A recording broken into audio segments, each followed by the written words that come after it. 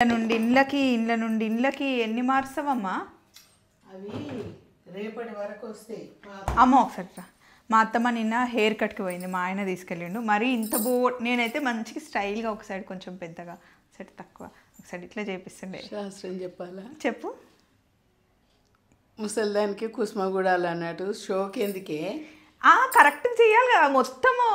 నాకు దీని మీద ఉంటే చెవులకు నీళ్ళు పోతే ఎట్లయింది, నాకు ప్రాబ్లం అవుతుంది. అందుకే 3-4 రోజుల నుండి మొత్తుకుంటున్నా.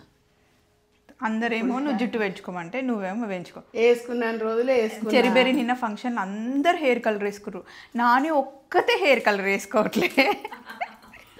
మనం వేద్దామా బేటా మరి నానికి అంటే వద్దు, నానికి ఇష్టం ఉండదు, అఫీషియల్గా అదే బాగుంటుంది, నాని ఎంత స్టైలిష్గా ఉంటుంది అంటున్నారు ఇద్దరు మన వాళ్ళు.